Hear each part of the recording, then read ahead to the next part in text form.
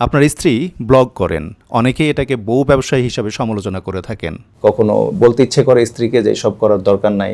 বলতে তো ইচ্ছে করে, কিন্তু তারপরে যেহেতু অশোক, এটার জন্য আমি আর কিছু বলি না। আমার নাম হচ্ছে নাবিলা অর্নি টিনা। আমি এসেছি রানীগঞ্জ জিঞ্জিরা থেকে। আমার বাবা বিজনেস করে। 2021 ফেসবুকে আমার সাথে অ্যাড ছিল ওর, তার নাম ছিল লিমান। তো ও আমার সাথে কথা বলতে বলতে বলছিল যে তুমি কি কোনো রিলেশন করো বা তোমার কি বিয়ে হয়েছে? তো আমি বলেছি না, এখনো আমি কোনো রিলেশনেও নেই, আমার কোনো বিয়েও হয়নি। তখন ও আমাকে বলছিল যে বিয়ে করো না কেন? আমি বলছি সময় হোক করবো। তো বলছি বিয়ে করার ইচ্ছা কি আছে বা রিলেশনে যাওয়ার কি কোনো ইচ্ছে আছে? তো আমি বললাম হ্যাঁ, যদি ভালো ছেলে পাই তাহলে করব। তো এইভাবে মজা করছিলাম। আমরা ফার্স্টে ফ্রেন্ডই ছিলাম, ওর সাথে তখন আমার দেখা হয়নি। ফেসবুকে ছবি দেখেছি, তো সেখান থেকে কথা বলতে বলতে 2-3 মাস পর আমারই মনে হয়েছিল যে হয়তো আমি ওকে পছন্দ করি, হয়তো ওর সাথে আমার লাইফে কিছু একটা হতে পারে। আমারই ফার্স্টে মনে হয়েছে ওকে আমার ভালো লেগেছে, দেখতেও সুন্দর, একদম পারফেক্ট ছিল। তারপর আমি প্রথমে ওকে বলেছিলাম, কিন্তু ও তখন একটু পার্ট নিচ্ছিল যে না না, ফ্রেন্ডই থাকো, আমি রিলেশনে যেতে চাই না। মানে আগে একটু ওর লাইফে কিছু হয়েছিল, সেই জন্য আর কি মেয়েদের আর ট্রাস্ট করতো না, যে না না আমি এখন রিলেশনে যাব না, করলে আমি বিয়েই করবো, এইসব বলছিল। কিন্তু আমি বলছিলাম কেন, তোমার রিলেশন করতেই হবে আমার সাথে। তো একদিন রাতে আমি একটু জিদ করেই কান্না করে করে বলছিলাম যে তুমি কি বুঝো না আমি যে তোমাকে ভালোবাসি? তখন বলে না না, আমরা ফ্রেন্ডই থাকি, আমার এগুলো ভালো লাগে না। তো সেখান থেকে ও হুট করে গায়েব হয়ে যায়, ফেসবুক সব কিছু থেকে গায়েব হয়ে যায়। তো এরপরে 1 মাস ওর সাথে আমার কোনো কথা হয়নি। তো আমি তো অনেক বেশি ভেঙে পড়ি যে মানে কি হলো, কোথায় চলে গেল। প্রতিদিন কথা হতো, ভিডিও কল, অডিও কল। তো সেখান থেকে হুট করে একটা মানুষের সাথে এতদিনের কথা এখন কথা হচ্ছে না। সব মিলিয়ে অনেক বেশি আমি প্যানিক হয়ে যাই। আর ওর ফ্রেন্ডদের ফোন দিয়ে দিয়ে বলতাম যে ভাইয়া ও কই, কথা হচ্ছে না কেন, নাই কেন। তো একদিন হুট করে ও আমাকে ফোন দিয়েছে। তখন বলছিল যে তুমি এখনো আমার জন্য ওয়েট করো বা এরকম কিছু একটা, যে তুমি তো আমার ফ্রেন্ডদের কাছে আমার খবর নাও, আমি শুনেছি। তো এই জিনিসটা ওর কাছে ভালো লেগেছে, মানে ও চাচ্ছিল যে আমি ওর অ্যাবসেন্সে কি করি এটা দেখার জন্যই ও মূলত এই কাজটা করেছে। তো এরপরে ওই 1.5 মাস পর ওর সাথে আবার আমার কথা স্টার্ট হয়। এর মাঝখানে আমি জানতে পারি ওর খালামুনির কাছ থেকে, লিমানের খালামুনি, যে একদিন আমার সাথে ফোন দিয়ে কথা বলেছে যে তোমার কথা তো লিমান বলেছে বাসায়। বলার পরেও কিন্তু আমাকে বলেনি যে ভালোবাসি, বিয়ে করবো, হ্যান ত্যান, মানে এটাও মনের মধ্যেই রেখে দিয়েছিল। তো তখন আমি যে শিওর হয়ে, ও আচ্ছা, ও তার মানে আমাকে পছন্দ করে কিন্তু বলতে পারছে না। যাই হোক, ও না বলতে পারুক, আমি তো বলতে পারি। তো এরপরে ওর বাসায় আমার কথা বলা স্টার্ট হয়। সেখান থেকে আমার আম্মু একটু একটু জানতো যে এরকম কথা বলি ভালো লাগে। এটাও আমার মা জানতো যে ছেলেটা এখনো কিছু বলছে না বা ছেলেটার দিক থেকে কিছু নেই। এটাও আমার মাকে আমি শেয়ার করেছিলাম, কারণ আম্মুর সাথে আমার একদম ফ্রেন্ডলি একটা রিলেশন। তো পরবর্তীতে লিমানের সাথে আমি একদিন বাইরে দেখা করতে যাই। যখন আমি বের হই, আমার ফোনটাও আমি নেইনি।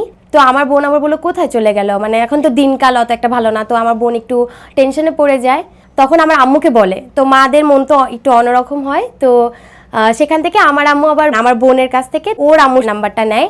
তখন আমার আম্মু আবার ওর আম্মুর সাথে কথা বলে যে এরকম এরকম আমার মেয়ে তো বের হয়েছে, আপনি কি জানেন কোথায় গিয়েছে, বা ওকে তো আমি পাচ্ছি না। সেখান থেকে আবার আমার আম্মু আর ওর আম্মুর কথা বলা শুরু হয়। ওর আম্মুরা বাসা থেকে চাচ্ছিলই ওকে বিয়ে দিয়ে দিবে।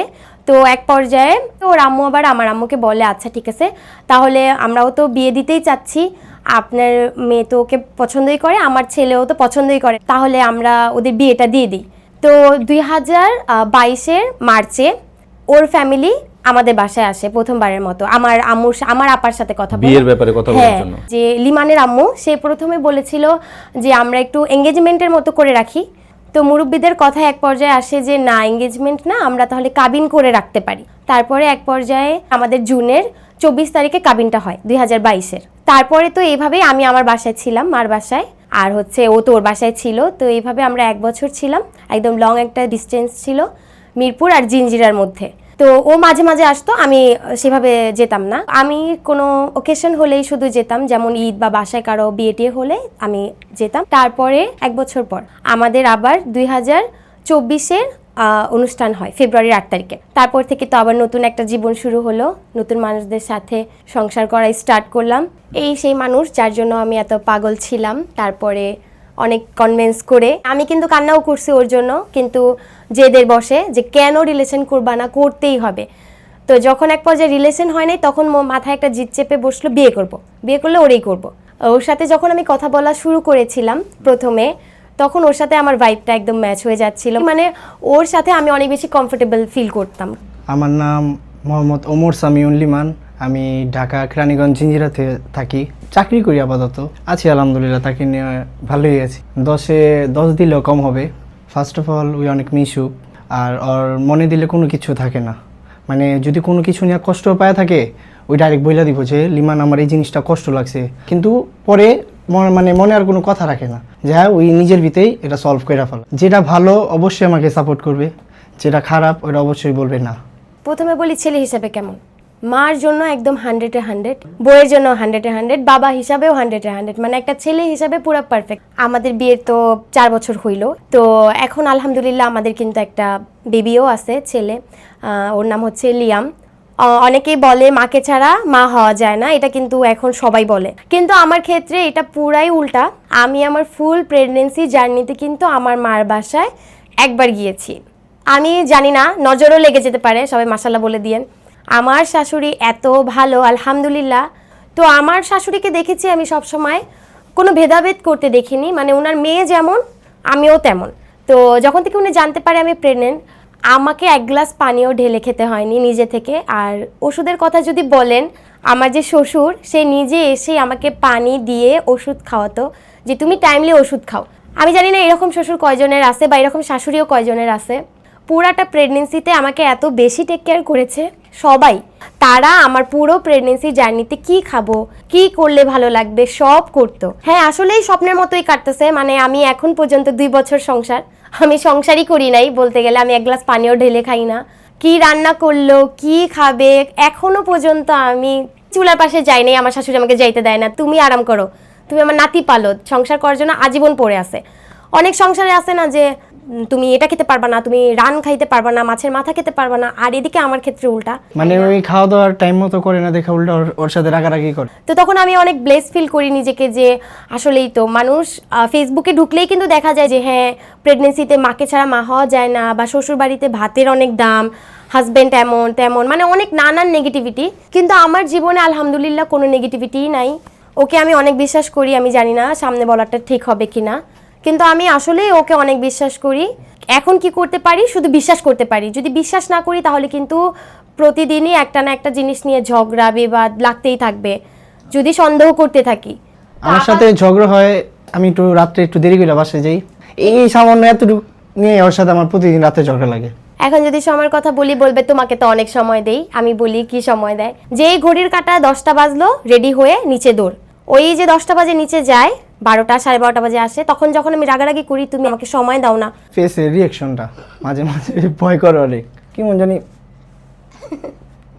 অদ্ভুত জানি, মানে কোনো কথা নাই কিছু নাই, মাঝে মাঝে ভয় লাগে কি কোনো ঝিনটি না দোষী, মানে একদম পুরা, মানে আপনি বুঝতে পারুন না। আমি যাক, কিছু তো একটা ভয় পায়। তুমি এরকম আর রাগটাগ করে থাকবে না, বুঝছো? তাহলে তুমি আমার সবসময় সময় হাসি দিও। খুশি থাকবা, তোমার মানে তোমার এই হাসি খুশি ভালো লাগে। তাহলে তুমি আমার সময় দিও, তাইলে আচ্ছা দিমুনে।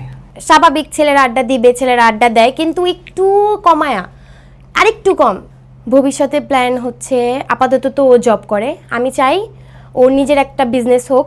ভবিষ্যতে ও যাতে ভালো একটা বিজনেসম্যান হোক, যতটুকুই করুক নিজের সামর্থ্য মতো, আমাকে, আমার ছেলেকে, ওর বাবা মাকে যাতে ভালো একটা লাইফ দিতে পারে, এতটুকুই চাওয়া। আর আমাদের তো জিঞ্জিরাতে শ্বশুর শাশুড়ির সাথেই আমার থাকা হয়, আমি সবসময় তাদের সাথেই থাকতে চাই, কারণ আমি তাদের সাথেই ভালো আছি। আপনার স্ত্রী তো ব্লগ করেন, তো এটা নিয়ে আমাদের দেশে অনেক সময় নেগেটিভ ধরনের কথাবার্তা অনেক সময় শুনতে হয় আমাদেরকে। অনেক ক্ষেত্রে বউ ব্যবসায়ীও বলে, বউ ব্যবসায়ী বলে, হ্যাঁ। এই ব্যাপারে আপনার মানে মন্তব্যটা কি? আপনার কি এসব দেখে কখনো খারাপ লাগে, বা নিজেকে কখনো বলতে ইচ্ছে করে স্ত্রীকে যে সব করার দরকার নাই? বলতে তো ইচ্ছে করে, কিন্তু তারপরে যেহেতু অশোক, এটার জন্য আমি আর কিছু বলি না। আর এটা তো কোনো খারাপ কিছু আমি দেখি না, যেহেতু ওকে আমি না বলবো যে এইসব তুমি কইরো না। আর আমার এমনি কোনো ব্যাড রিভিউ নেই, মানে নেগেটিভ কোনো কমেন্ট নেই, সবই পজিটিভ। আর যেহেতু আমার ফ্যামিলি নিয়ে সব কিছু করে, ফ্যামিলি নিয়ে ব্লগ, আমার বাচ্চারে নিয়ে ব্লগ, আমরা কোথায় ঘুরতে গিয়েছি এটা নিয়ে ব্লগ, আমি এই ব্যাপারটার ভিতরে কোনো খারাপ কিছু দেখি না। যেহেতু আমার ফ্যামিলি দেখে, আমি দেখি, এটার ভিতরে আর কোনো খারাপ তো কিছু না। তো এটার ভিতরে আমার ফ্যামিলি ওকে বাধা দেয় না কোনো কিছুতে, আমার ফ্যামিলিও সাপোর্ট আছে, আমারও সাপোর্ট আছে ওর প্রতি। এটার জন্য তো আমাকে অবশ্যই আমার মনে হয় আমি অনেক লাকি, কারণ অনেক মেয়ে আছে এতটুকু স্বাধীনতাও পায় না। এরকম তো অনেক মেয়ে আছে যে বাসা থেকে বের হওয়ার জন্য শ্বশুর শাশুড়ির পারমিশন লাগে বা হাজব্যান্ডের পারমিশন লাগে। তো সেই দিক থেকে দেখা গেলে কিন্তু আমি আসলেই অনেক বেশি লাকি, এমন একটা হাজব্যান্ড আর এমন একটা ফ্যামিলি পেয়ে। উনি আমাকে চেঞ্জ করছে। আমি এমন ছিলাম না, আমি মানে একটু অন্যরকম ছিলাম। পাস তো সবারই থাকে, তো একটু অনেক ডিপ্রেশনে ছিলাম, তো ওইখান থেকে ওই বের করে নিয়ে আইছে। হাসিটা, আমার মুখের হাসিটা ওই ফেরতাই না দিছে। ওই যেরকমভাবে কথা বলে, চঞ্চলভাবে কথা বলে, মানে এটাতে আমি মুগ্ধ। মানে আমার বলতে হয় না, ওই বলতে থাকে। তো এই জিনিসটা আমার অনেক ভাল লাগে। মানে ওর সাথে কথা বললে আমার ভাল লাগে, ওর সাথে না কথা বললে আমার ভাল লাগে না। ডিপ্রেশনটা আমার কেটে গেছে, অনেক খারাপ সময় পার করছি। ওটা মানে মানে বইলা বুঝাইতে পারব না। ওর কাছে আমি সবসময় একটা কথাই বলতে চাই, যে তুমি আমার সাথে সবসময় থাকো আর আমার সবসময় সাপোর্ট করো যে কোনো কিছুতে। যদি আমি নাও পারি, তুমি আমাকে সাহস দিবা, সবসময় পাশে থাকবা। ও তো এমনিতে পারফেক্টই, আমি আর কি বলবো, শুধু এতটুকুই বলবো যে অনেক বেশি রাগী, রাগটা একটু কন্ট্রোল করার জন্য, এইটাই, আর কিছু না। এমনিতে অনেক ভালো আছে আমার হাজব্যান্ড।